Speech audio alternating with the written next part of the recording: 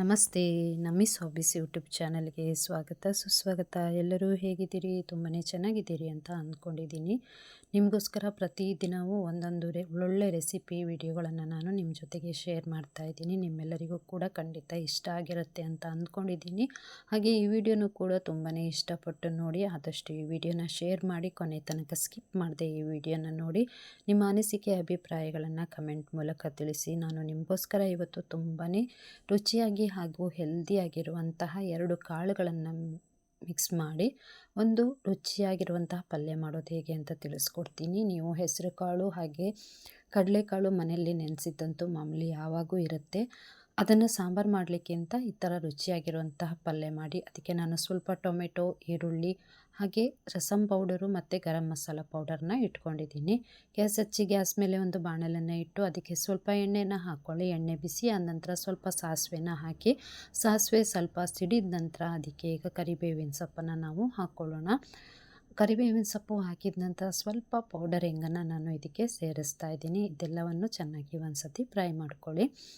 ಬಿಸಿ ಬಿಸಿ ದೋಸೆಗೆ, ಚಪಾತಿಗೆ ಹಾಗೆ ಅಕ್ಕಿ ರೊಟ್ಟಿಗೆ, ಇಡ್ಲಿಗೂ ಸಹ ತುಂಬಾ ಒಳ್ಳೆಯ ಕಾಂಬಿನೇಷನ್ನು ಈ ಪಲ್ಯ. ತುಂಬಾ ಹೆಲ್ದಿಯಾಗಿರುವಂತಹ ಕಾಳುಗಳನ್ನು ಹಾಕಿರಿ ಮಾಡಿರುವಂತಹ ಪಲ್ಯ. ನಂತರ ನಾನು ಒಂದು 2 ಈರುಳ್ಳಿನ ಉದ್ದಕ್ಕೆ ಹೆಚ್ಚಿಟ್ಕೊಂಡಿದ್ದೆ ಈ ರೀತಿ.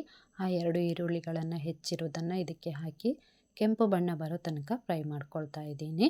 ಈರುಳ್ಳಿ ಸ್ವಲ್ಪ ಉದ್ದಕ್ಕೆ ಹೆಚ್ಚೋದ್ರಿಂದ ಸ್ವಲ್ಪ ಬಾಯಿಗೆ ಸಿಗುತ್ತೆ, ರುಚಿಯಾಗಿರುತ್ತೆ. ಚೆನ್ನಾಗಿ ಈರುಳ್ಳಿ ಫ್ರೈ ಆದ ನಂತರ ಈಗ ನಾವು ನೆನೆಸಿ ನೀರನ್ನು ಬಸ್ತಿರೋ ಅಂಥ ಕಾಳನ್ನು ಹಾಕೋಕ್ಕಿಂತ ಮೊದಲು ಟೊಮೆಟೊನ ಹಾಕ್ಕೊಳ್ತಾ ಇದ್ದೀನಿ. ಒಂದು ಟೊಮೆಟೊನ ನಾನು ಈ ರೀತಿ ಕಟ್ ಮಾಡಿ ಇಟ್ಕೊಂಡಿದ್ದೀನಿ. ಇದನ್ನು ಹಾಕಿದ ನಂತರ ಚೆನ್ನಾಗಿ ಒಂದು ಸತಿ ಫ್ರೈ ಮಾಡ್ಕೊಳ್ಳಿ. ಖಂಡಿತವಾಗಿಯೂ ಯಾರೆಲ್ಲ ಹೊಸಬರು ನನ್ನ ಚಾನಲ್ನ ನೋಡ್ತಿದ್ದೀರಿ ಆದಷ್ಟು ಬೇಗ ಚಾನಲ್ನ ಸಬ್ಸ್ಕ್ರೈಬ್ ಮಾಡ್ಕೊಳ್ಳಿ. ಹಾಗೆ ಪಕ್ಕದಲ್ಲೇ ಕಾಣುವ ಬೆಲ್ ಬಟನನ್ನು ಒತ್ತಿ ಆಲನ್ನು ನೋಟಿಫಿಕೇಷನ್ಗೆ ಕ್ಲಿಕ್ ಮಾಡಿದರೆ ನಾನು ಹಾಕುವ ಎಲ್ಲ ವಿಡಿಯೋಗಳ ನೋಟಿಫಿಕೇಷನ್ ನಿಮಗೆ ಸಿಗುತ್ತೆ. ಈಗ ನೆನೆಸಿ ನೀರು ಬಸ್ತಿರುವಂಥ ಕಾಳು, ಹೆಸರು ಕಾಳು ಮತ್ತು ಕಡಲೆಕಾಳು ಇದೆಯಲ್ಲ ಅದನ್ನು ಹಾಕಿ ಚೆನ್ನಾಗಿ ಫ್ರೈ ಮಾಡ್ಕೊಳ್ತಾ ಇದ್ದೀನಿ. ನಾನು ಈ ಹಿಂದೆ ಕಡಲೆಬೇಳೆಯ ವಡೆಯ ರೆಸಿಪಿನ ಹಾಕಿದ್ದೀನಿ. ಎಲ್ಲರೂ ಕೂಡ ನೋಡಿರ್ತೀರಿ ಅಂತ ಅಂದ್ಕೊಂಡಿದ್ದೀನಿ. ನೋಡಿಲ್ಲದೆ ಇದ್ದರೆ ನೋಡಿ. ಹಾಗೆ ನಾನು ಹೆಸರು ಕಾಳಿನ ವಡೆ ಮಾಡೋದು ಹೇಗೆ ಅಂತ, ಅದ್ರ ಜೊತೆಗೆ ಹೆಸರು ಕಾಳಿನ ಕಾಯಿ ವಡೆ ಮಾಡೋದು ಹೇಗೆ ಅಂತ ಸಹ ಅದು ಕೂಡ 2 ರೆಸಿಪಿನ ನಾನು ಹಿಂದೆ ಹಾಕಿದ್ದೀನಿ. ಬೇಕಿದ್ದರೆ ಡಿಸ್ಕ್ರಿಪ್ಷನಲ್ಲಿ ಅದರ ಲಿಂಕನ್ನು ಹಾಕಿರ್ತೀನಿ. ಅದನ್ನು ಕೂಡ ಒಂದು ಸತಿ ಟ್ರೈ ಮಾಡಿ ನೋಡಿ. ಹೆಸರು ಕಾಳು ಹಾಗೆ ಕಡಲೆಕಾಳು ಆರೋಗ್ಯಕ್ಕೆ ತುಂಬಾ ಒಳ್ಳೆಯದು. ಇದನ್ನು ಚೆನ್ನಾಗಿ ಫ್ರೈ ಮಾಡಿದ ನಂತರ ಒಂದು 3ರಿಂದ 4 ನಿಮಿಷ ಇದನ್ನು ಬೇಯಿಸ್ಕೊಳ್ಳೋಣ. ಒಂದು ಮುಚ್ಚಳನ ಮುಚ್ಚಿ ನಂತರ ಮುಚ್ಚಳನ ತೆಗೆದು ಇನ್ನೊಂದು ಸರ್ತಿ ಚೆನ್ನಾಗಿ ಸೌಂಟಿಂದ ಮಿಕ್ಸ್ ಮಾಡ್ಕೊಳ್ಳಿ. ಇದನ್ನು ನೀರನ್ನು ಯಾವ ಕಾರಣಕ್ಕೂ ಸೇರಿಸಬೇಡಿ, ಯಾಕಂದರೆ ಕಾಳಲ್ಲಿರುವಂತಹ ನೀರು ಹಾಗೆ ಟೊಮೆಟೊ ಈರುಳ್ಳಿಯಲ್ಲಿ ನೀರು ಬಿಟ್ಕೊಳ್ಳುತ್ತೆ. ಆ ನೀರೇ ಸಾಕಾಗುತ್ತೆ. ಎಣ್ಣೆಯಲ್ಲೇ ಚೆನ್ನಾಗಿ ಇದು ಫ್ರೈ ಆದರೆ ತುಂಬಾ ರುಚಿಯಾಗಿರುತ್ತೆ. ಸ್ವಲ್ಪ ನಾನು ಇದಕ್ಕೆ ಅರಿಶಿನ ಪುಡಿನ ಸೇರಿಸ್ಕೊಳ್ತಾ ಇದ್ದೀನಿ. ಅರಿಶಿನ ಪುಡಿ ಸೇರಿಸಿದ ನಂತರ ಚೆನ್ನಾಗಿ ಒಂದು ಸತಿ ಮಿಕ್ಸ್ ಮಾಡ್ಕೊಳ್ತಾ ಇದ್ದೀನಿ. ನಿಮಗೆಲ್ಲರಿಗೂ ಈ ವಿಡಿಯೋ ಖಂಡಿತ ಇಷ್ಟ ಆಗುತ್ತೆ ಅಂತ ಅಂದ್ಕೊಂಡಿದ್ದೀನಿ. ಇಷ್ಟ ಆದರೆ ಒಂದು ಲೈಕ್ ಮಾಡಿ ಹಾಗೆ ಕಮೆಂಟ್ ಮಾಡಿ. ನಂತರ ನೀವು ಈ ರೆಸಿಪಿನ ಟ್ರೈ ಮಾಡಿ ಆದ ನಂತರ ಇನ್ನೊಂದು ಸತಿ ನನಗೆ ಹೇಗೆ ಬಂದಿದೆ ಅಂತ ಒಂದು ಕಮೆಂಟ್ ಮಾಡಿ ಹೇಳಿ. ನಿಮ್ಮೆಲ್ಲರ ಪ್ರೋತ್ಸಾಹ ಹಾಗೆ ಸಲಹೆ ಸೂಚನೆಗಳು ಖಂಡಿತ ನನಗೆ ಬೇಕಾಗಿದೆ ನನ್ನ ಚಾನಲಿಗೆ. ನೋಡಿ, ಕಡಲೆಕಾಳು ಬೆಂದಿದೆ. ಈಗ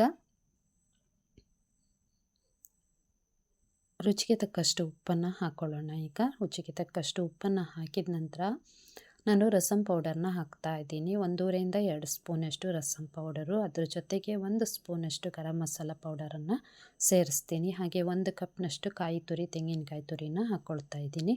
ತೆಂಗಿನಕಾಯಿ ತುರಿ ಹಾಕೋದ್ರಿಂದ ಕೂಡ ಪಲ್ಯ ರುಚಿ ತುಂಬಾ ಚೆನ್ನಾಗಿರುತ್ತೆ. ಇವೆಲ್ಲವನ್ನು ಹಾಕಿದ ನಂತರ ಚೆನ್ನಾಗಿ ಮಿಕ್ಸ್ ಮಾಡ್ಕೊಳ್ಳಿ. ಇದು ದೋಸೆಗೆ ಅಂತಲ್ಲ, ಚಪಾತಿಗೂ ಸಹ ತುಂಬಾ ಒಳ್ಳೆ ಕಾಂಬಿನೇಷನು, ಇಡ್ಲಿಗೂ ಸಹ ಆಗುತ್ತೆ.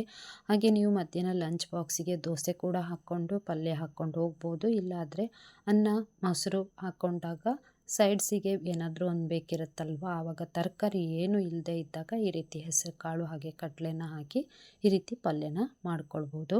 ತರಕಾರಿ ಏನು ತಿನ್ನಲಿಕ್ಕೆ ಬೇಜಾರ ಅಂತ ಅಂದ್ಕೊಂಡಾಗ ಈ ರೀತಿ ಮಾಡ್ಕೊಳ್ಳಿ. ತುಂಬಾ ರುಚಿಯಾಗಿರುತ್ತೆ ಹಾಗೆ ತುಂಬಾ ಹೆಲ್ದಿ ಕೂಡ ಇರುತ್ತೆ. 1-2 ನಿಮಿಷದ ಕಾಲ ಪುನಃ ಮುಚ್ಚಳನ ಮುಚ್ಚಿ ಮಸಾಲೆ ಹಾಕಿದ ನಂತರ ಮುಚ್ಚಳನ ಮುಚ್ಚಿ 1-2 ನಿಮಿಷಗಳ ಕಾಲ ಇದನ್ನು ಬೇಯಿಸ್ಕೊಳ್ಳೋಣ. ಮಸಾಲೆಯ ಹಸಿ ವಾಸನೆ ಸ್ವಲ್ಪ ಹೋಗೋ ತನಕ ಇದನ್ನು ಬೇಯಿಸ್ಕೊಂಡ್ರೆ ಸಾಕಾಗುತ್ತೆ. ಈಗ ರುಚಿಯಾಗಿರುವಂತಹ ಆರೋಗ್ಯಕರವಾಗಿರುವಂತಹ ಹೆಸರುಕಾಳು ಹಾಗೂ ಕಡಲೆಕಾಳು ಸೇರಿಸಿರುವಂತಹ ಮಿಕ್ಸ್ ಕಾಳಿನ ಪಲ್ಯ ರೆಡಿಯಾಗಿದೆ. ಬಿಸಿ ಬಿಸಿ ದೋಸೆ ಜೊತೆಗೆ ಇದನ್ನು ತಿನ್ನಲಿಕ್ಕೆ ತುಂಬಾ ಚೆನ್ನಾಗಿರುತ್ತೆ. ನಾನು ಈಗ ಬಿಸಿ ಬಿಸಿ ದೋಸೆನೂ ಕೂಡ ರೆಡಿ ಮಾಡ್ತಾ ಇದ್ದೀನಿ. ಗ್ಯಾಸ್ ಮೇಲೆ ದೋಸೆ ಹಂಚನ್ನು ಇಟ್ಕೊಂಡಿದ್ದೀನಿ.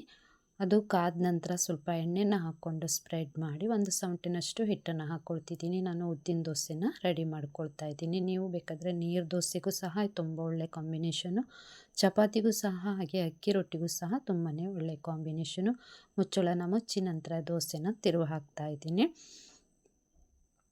ಹಾಗೆ ಇದನ್ನು ಲಂಚ್ ಬಾಕ್ಸಿಗೂ ಸಹ ಹಾಕ್ಬೋದು. ನಾನು ಹೇಳಿದ್ನಲ್ಲ ಆವಾಗನೇ ಕೆಲ್ಸಕ್ಕೆ ಹೋಗೋರು ಇದನ್ನು ಮಧ್ಯಾಹ್ನದ್ದು ಊಟಕ್ಕೆ ಸಹ ಅನ್ನ ಜೊತೆಗೂ ತಗೊಂಡು ಹೋಗ್ಬೋದು, ಹಾಗೆ ದೋಸೆ ಜೊತೆಗೂ ಕೂಡ ತಗೊಂಡು ಹೋಗ್ಬೋದು. ಬಿಸಿ ಬಿಸಿ ದೋಸೆ ರೆಡಿಯಾಗಿದೆ. ಹಾಗೆ ಬಿಸಿ ಬಿಸಿ ಕಾಳಿನ ಪಲ್ಯ ಕೂಡ ಸವಿಯಲು ಸಿದ್ಧವಾಗಿದೆ. ನಿಮಗೆಲ್ಲರಿಗೂ ಖಂಡಿತ ಈ ವಿಡಿಯೋ ಇಷ್ಟ ಆಗಿದೆ ಅಂತ ಅಂದ್ಕೊಂಡಿದ್ದೀನಿ. ನಾನು ನಿಮ್ಮ ಸಲಹೆ ಸೂಚನೆಗಳನ್ನು ಖಂಡಿತ ಕಮೆಂಟ್ ಮೂಲಕ ತಿಳಿಸಿ. ಹಾಗೆ ನಾನು ಲಂಚ್ ಬಾಕ್ಸಿಗೆ ಸಹ ದೋಸೆನ ಹಾಕ್ತಾಯಿದ್ದೀನಿ. ರೆಡಿ ಮಾಡ್ಕೊಂಡಿರುವಂತಹ ದೋಸೆನ ಹಾಕಿ ಲಂಚ್ ಬಾಕ್ಸಿಗೆ ಅಂತಲೂ ಸಹ ರೆಡಿ ಮಾಡಿ ಇಟ್ಕೊಂಡಿದ್ದೆ. ಹಾಗೆ ನಿಮ್ಮೆಲ್ಲರ ಪ್ರೋತ್ಸಾಹ ಖಂಡಿತ ನನ್ನ ಚಾನಲಿಗೆ ಬೇಕಾಗಿದೆ. ಯಾರೆಲ್ಲ ಹೊಸಬರು ನನ್ನ ಚಾನಲ್ನ ನೋಡ್ತಿದ್ದೀರಿ ಆದಷ್ಟು ಬೇಗ ಚಾನಲ್ನ ಸಬ್ಸ್ಕ್ರೈಬ್ ಮಾಡ್ಕೊಳ್ಳಿ. ಹಳಬರು ಕೂಡ ನನ್ನ ವಿಡಿಯೋಗಳನ್ನೆಲ್ಲ ನೋಡಿ ನನಗೆ ಪ್ರೋತ್ಸಾಹ ನೀಡಿ.